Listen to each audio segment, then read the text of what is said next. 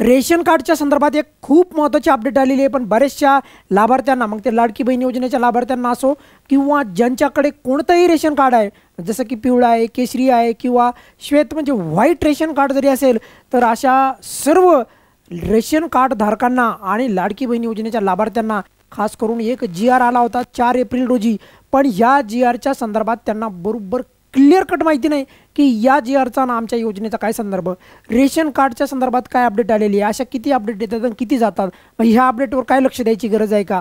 तर यामुळे तुम्हाला होणारे फायदे तोटे एकदम कमीत कमी शब्दामध्ये सांगतो, पण सर्वांनी व्हिडिओ पहा, परत सांग म्हणू नका की आम्हाला हे कोणी माहिती सांगितलंच नव्हतं, आम्हाला वाटलं काहीतरी असेल वरचं, पण खूप महत्त्वाची माहिती अगदी कमी टायमामध्ये सांगणार आहे. पहिला तर मुद्दा लक्षात ठेवा की आता इथून पुढे दर वर्षाला जे रेशन कार्डसाठी जे आहे त्यांची फेर तपासणी होणार आहे. म्हणजे एखाद्या व्यक्तीनं जर का रेशन कार्ड काढलं, मग ते रेशन कार्ड बनावट पण असू शकतं कधी कधी.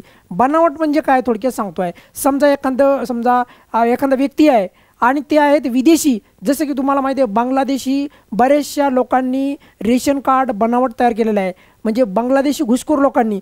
त्यासोबतच लक्षात ठेवा फक्त बांगलादेशीच नाही तर इतर विदेशी लोक जे आहेत त्यांनी पण जे आहे चुकीच्या पद्धतीने रेशन कार्ड तयार केलेले आहेत. जर तसं रेशन कार्ड आढळलं तर ते रेशन कार्ड तात्काळ जे आहे अपात्र करायचं, रद्द करायचं. सोबत अपात्र जे आहेत रेशन कार्ड हे पण ओळखणे आणि त्यांना बाहेर काढणे.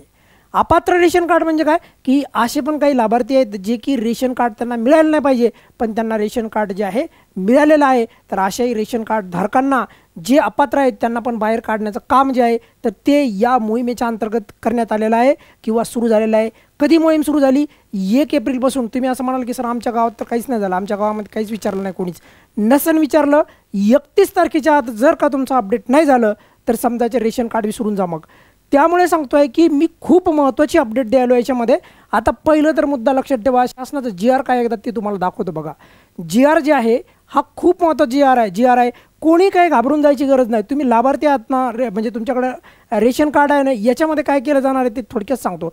पहिलं तर लक्षात ठेवा, या मोहिमेला अपात्र शिधापत्रिका मोहीम अशा प्रकारची जी मोहीम आहे असं दिलेलं आहे. अपात्र शिधापत्रिका मोहीम म्हणजे जे अपात्र आहेत, म्हणजे ज्यांना जे पात्र नाहीत या रेशन कार्डसाठी तरी पण त्यांच्याकडे रेशन कार्ड आहे.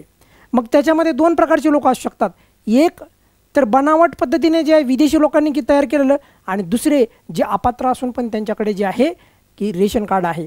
पण या व्यतिरिक्त पण काही लोक आहेत जसं की जे मयत पावले आहेत, जसं की सध्या जे हयातमध्ये नाही आहेत किंवा त्यांचं स्थलांतर झालेलं असे वेगवेगळ्या कारणानिमित्त जर बघा वेगवेगळ्या कारणानिमित्त जर का तो व्यक्ती त्या रेशन कार्डसाठी पात्र नसेल तर अशा लोकांना अपात्र करण्याची मोहीम जी आहे या अंतर्गत जी आहे बघा 4 एप्रिल 2025 रोजी GR आलेला आहे. आणि या GRच्या बाबतीत बऱ्याचशा लाभार्थ्यांना क्लिअर कट त्यांना माहितीच कळलं की एक्झॅक्टली करायचं काय. सोपं आहे बघा. जर तुम्ही पात्र असाल, तुमच्याकडे जर रेशन कार्ड असेल तर ते तुमच्याकडे इथून पुढे पण कंटिन्यू राहील, काही काळजी करू नका. पण त्यासाठी एक गोष्ट करायची म्हणजे करायचीच, सर्वांनी करायची आहे ज्यांच्याकडे रेशन कार्ड आहे. आणि तुम्हाला माहिती आहे आपण लाडकी बहीण योजनेच्या फॉर्ममध्ये आपण रेशन कार्ड जोडलेलं आहे.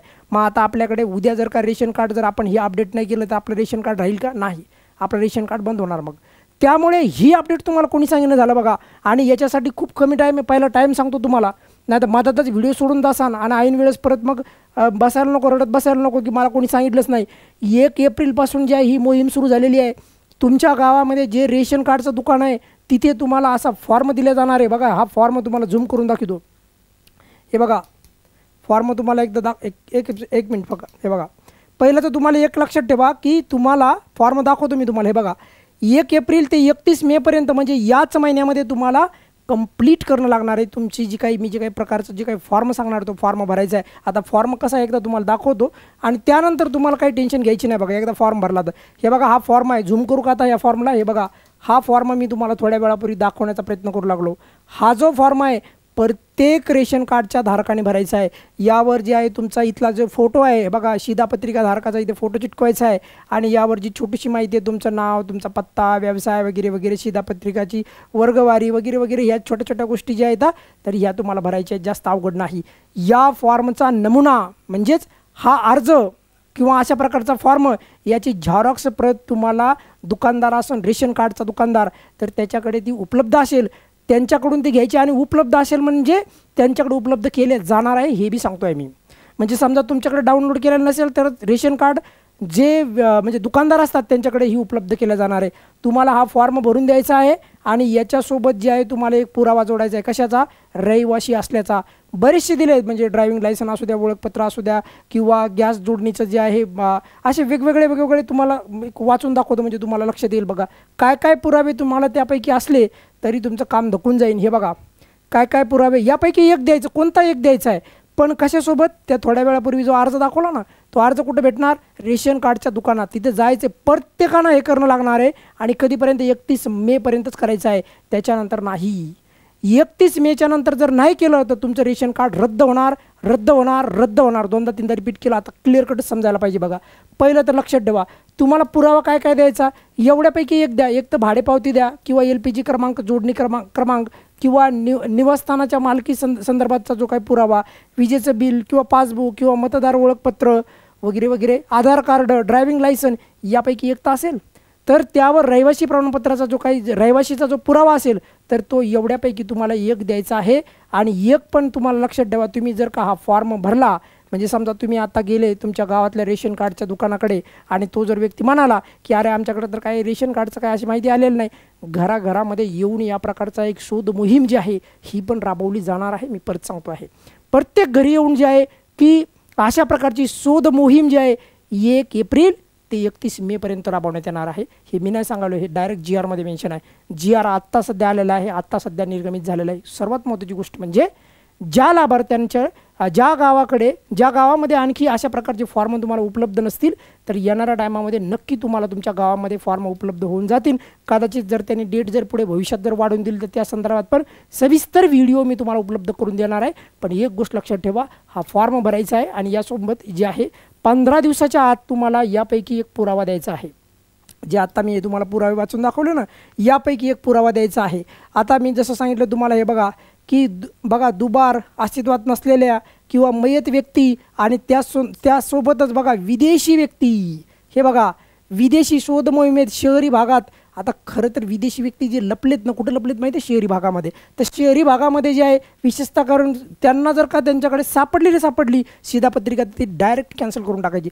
म्हणजे आपले जे काही पात्र लाभार्थी आहेत त्यांची कॅन्सल नाही होणार, काळजी करू नका, कुणाचीही कॅन्सल होणार नाही। अपात्र असेल त्यांचीच होईल, अदरवाईज तुम्हाला भीती घ्यायची गरज आहे का? नाही। आपल्याला ही शिधापत्रिकाचा एकदा अर्ज भरला, अर्ज भरल्याच्या नंतर जे आहे तुम्हाला पोहोचपावती घ्यायची आहे। बघा अर्ज भरल्याच्या नंतर तुम्हाला एक पोहोचपावती घ्यायची आहे, त्याच्यानंतर तुमचं काम संपलं। बघा परत सांगतोय, काय करायचं आहे तुम्हाला? जायचं आहे जे रेशन कार्डच्या दुकानावर जायचं आहे आणि त्यांना सांगायचं आहे की भाऊ आम्हाला जे आहे हा रेशन कार्डच्या संदर्भाचं जे काही शिधापत्रिकी तपास नमुना जो आहे तर याचा तुम्ही आम्हाला फॉर्म द्या।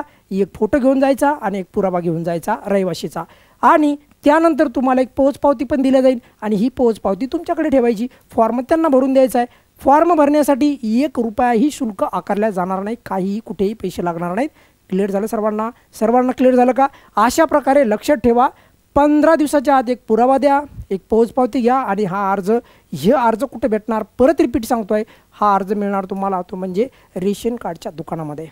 अशा प्रकारे या व्हिडिओमध्ये सर्व डाऊट क्लिअर केलेले आहेत। आणि हेच रेशन कार्ड जर समजा तुम्ही जर का तो अर्ज भरला नाही तर रेशन कार्ड तुमचा अपडेट, जे काही समजा तिथे अर्ज नाही भरला तर रेशन कार्ड तुमचं रद्द होणार। रेशन कार्ड रद्द होणार 31 मेच्या आत जर तुम्ही नाही केलं तर रद्द होणार। आणि रद्द जर झालं तर लाडकी बहीण योजनेच्या फॉर्ममध्ये आपण रेशन कार्ड भरलेलं आहे, मग उद्या आपण काय करणार?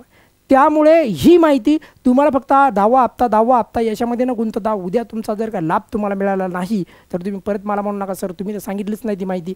त्यामुळे माझं काम आहे, आपल्या चॅनलवर तुमचा ट्रस्ट आहे, तुमचा विश्वास आहे, तर त्याप्रमाणे त्या प्रकारची माहिती तुम्हाला देण्याचं जे काम मी करतो। येणाऱ्या टायमामध्ये या संदर्भात काही अडचण असेल त्या संदर्भात पण लगातार तुम्हाला फॉलोअप घेऊन व्हिडिओ देईल। त्यामुळे तुमच्या मनामधले सर्व डाऊट क्लिअर करीन। या संदर्भात काही जर डाऊट असेल तर व्हिडिओच्या खाली विचारा, कमेंट्समध्ये नक्की उत्तर देईल। धन्यवाद।